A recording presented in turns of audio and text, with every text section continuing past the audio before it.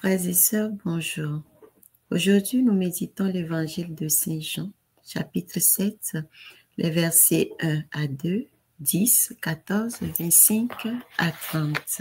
Honneur et gloire à toi, Seigneur, Jésus, source d'amour, toi le chemin de vie, le roi de la paix, Jésus, Jésus, Jésus. En ces jours-là, Jésus parcourait la Galilée. Il ne voulait pas parcourir la Judée, car les Juifs cherchaient à le tuer. La fête juive des Tentes était proche. Lorsque ses frères furent montés à Jérusalem pour la fête, il y monta lui aussi, non pas ostensiblement, mais en secret. On était déjà au milieu de la semaine de la fête quand Jésus monta au temple. Et là, il enseignait. Quelques habitants de Jérusalem disaient alors, « N'est-ce pas lui qu'on cherchait à tuer? Le voici qui parle ouvertement. » Et personne ne lui dit rien. Nos chefs auraient-ils vraiment reconnu que c'est lui le Christ? Mais lui, nous savons d'où il est. Or le Christ, quand il viendra, personne ne saura d'où il est. Jésus, qui enseignait dans le temple, s'écria, « Vous me connaissez et vous savez d'où je suis?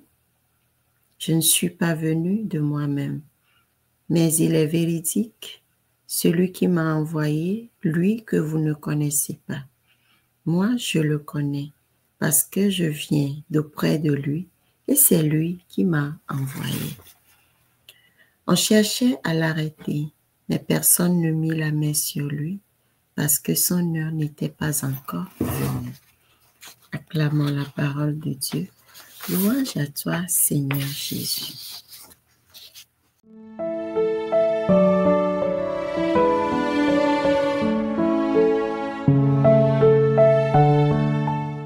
Dans la Bible, Dieu a utilisé de très nombreux moyens pour se révéler et communiquer avec son peuple. C'est ainsi qu'il envoya pour le salut des hommes Jésus-Christ, son Fils unique. Il est l'image du Dieu invisible. Dans le credo, nous professons qu'il est vrai Dieu né du vrai Dieu, engendré, non pas créé, consubstantiel au Père. Il est à la fois Dieu et homme. D'où vient la confusion et le doute? Jésus lui-même appelle Dieu son Père et affirme être envoyé par lui. Comment un homme peut s'égaler à Dieu? Quel blasphème! Il doit être mis à mort. Voilà pourquoi les grands prêtres et certains pharisiens cherchaient à le tuer. Ils n'ont pas pu reconnaître en lui le Christ. Ils se sont arrêtés sur ses origines humaines et son apparence. Mais lui, nous dit l'Évangile, n'est-il pas de Nazareth, fils de Marie et de Joseph le charpentier? Or, le Christ, quand il viendra, personne ne saura d'où il est. Frères et sœurs, l'apparence peut être trompeuse. Nous vivons dans un monde multiculturel.